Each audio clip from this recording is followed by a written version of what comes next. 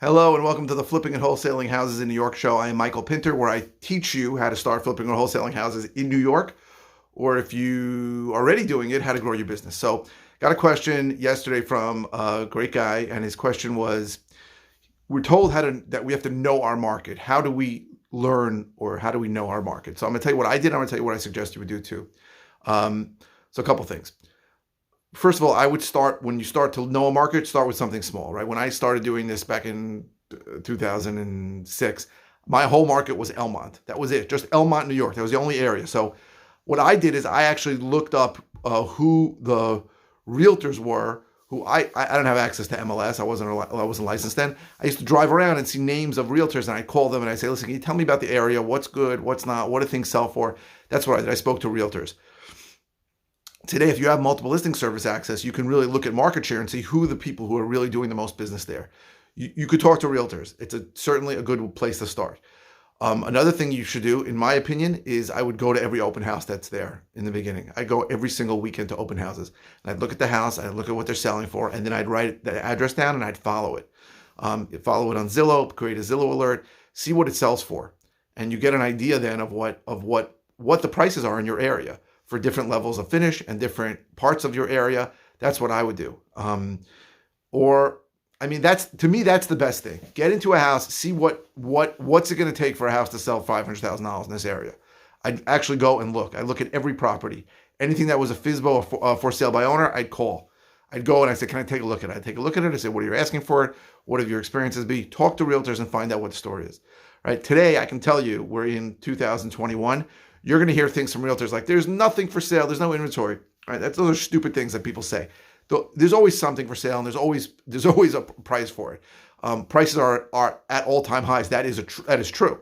But nobody knows where they're going to go further. But if you know a market, I would, honest to God, look at a map of it, look at the different areas, talk to realtors who know it, go to every single open house you can every weekend that's in that area. Again, if you're licensed and you have access to multiple listing service, that's really easy to find. I'd go to every open house. I'd look at the house. I'd take notes. One bathroom renovated, one bathroom not renovated, or only has one bathroom, right? That's an interesting thing. And then I'd look at what it sold for. I'd follow it. That's how I would do my research. That's what I did in Elmont. And then, after like a few months, I expanded to Valley Stream. And that was it. And I was just doing Elmont and Valley Stream. I have a list of those. And then I eventually expanded only to 8 cities, like all in Southwest Nassau that was near me. So just start small and then expand. Now, I know you're going to say, well, if I start one city, I may not be able to find a dealer. That's true. But what you bring to the table in trying to know a market, your advantage as an investor is that if you know a market, you're able to know that something is underpriced, or a seller, what the prices you have to offer. So that's what I'd recommend. I would recommend that you stick one city or maybe a city in the areas around it. Those are areas that you're going to know. Go to every open house, take notes, and say, hey, this house was old as crap. House is completely original, and it's still sold for $400,000. Okay, that's interesting. Then I got to know the retailer would sell for $400,000. And then I would look at properties that are being renovated too. And then I would look on public records and see what they sold for, because those are really what investor prices are. If you want to wholesale, you're going to need to know what investors are paying for a property. So you can look on multiple listing services if you have access to REOs, which are bank-owned properties, which are almost always going to be bought by investors, or short sales, which are also almost always going to be bought by investors. And you can look at those prices. But if you don't have access to that, I would look at any property that I see being majorly renovated. I'd actually go there, and maybe I'd talk to the crew and say, was this an investor who owns it, or is this a homeowner? Because if it's a homeowner, it's not applicable what happened. But if it's an investor, I'd look at public record and see what he paid. I'd say, investors are paying $300,000 for houses here. He's going to renovate it, and then I look at what he sold for, and he sold it for $500,000. Like that seems to make sense. Those are the kinds of things you can learn without a lot of tools. But if you have access to multiple listing services, this gets a lot easier in the ways that I just told you. So that's how you know a market. That's how you learn a market. Start small, go to open houses, get an idea of what finishes are required for what prices. Say, a non-renovated house is going for $400,000, or a renovated house is going for $550,000. That's incredibly useful information. That maybe give you an advantage over 90% of the investors who don't know that buyers are going to pay X for an unrenovated house, and you can wholesale properties. And I've done a bunch of videos on wholesales. Most people in this business are all looking at ARV, the after repaired value if everything's done, and repair estimates. But there is this whole wholesale world where I made a ton of money on it. I highly recommend, where you buy something, you do very little work or no work to it, and you put it out retail, because you can buy it at a discount, because you know what retail buyers are going to pay for a house that's not in such great shape. So that's how I would learn a market. Honest to God, I'd spend my weekends going from open house to open house with a notebook and take notes, and then follow what these things sold for, when they sold, how long were they on the market for, right? Or what are things selling for? Sometimes things will sell at a price, but they'll sell like in 2 days.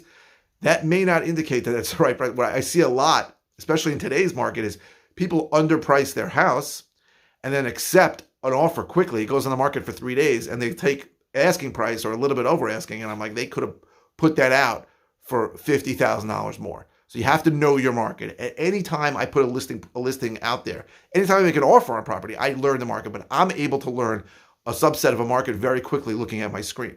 If you're new to learn a market, I would actually spend the time to go to open houses and see. And also I talk to realtors, and I learn the different parts of an area, right? Within one city, there could be a huge difference in our area from one side of the tracks to the other side of the tracks. I remember I bought something in West Hempstead, and I was about to buy something in West Hempstead, and I was comping it, and I'm like, well, what is that little dotted line? And it was train tracks. And I saw on one side, properties were going for much less. And to be honest, it's just because Orthodox Jews were on one side of the tracks and they can walk to synagogues, and on the other side of the tracks you had to go way around. They weren't buying there.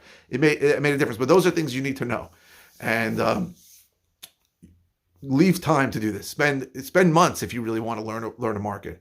Right now, you don't have to know a market to be able to comp out properties. If you have access to multiple listing service or PropStream, you can comp out a property quicker just from looking at the information that you have in those tools. But if you want to know a market, and that was the question today, you really should spend the time to actually see what houses of different finish levels are selling for. So if you're interested in learning how I can help you, go to howtoflipnewyork.com. If you're interested in me coaching, it's coaching.howtoflipnewyork.com. If you like these videos, please click like. The thumbs up definitely helps my SEO, my search engine optimization. More people are seeing these videos because of all the likes that I'm getting, and I appreciate it. If you're watching on YouTube, please subscribe. If you have any comments, this video came from a request from yesterday, so I would really appreciate any comments you have. So keep the comments coming. There are no bad questions. If I just did a video on that topic, I'll shoot you a link. I just did that today. Someone asked me something that I did last week. I shot him a link to the video. So keep the comments coming, and thank you very, very much for watching. I really appreciate it.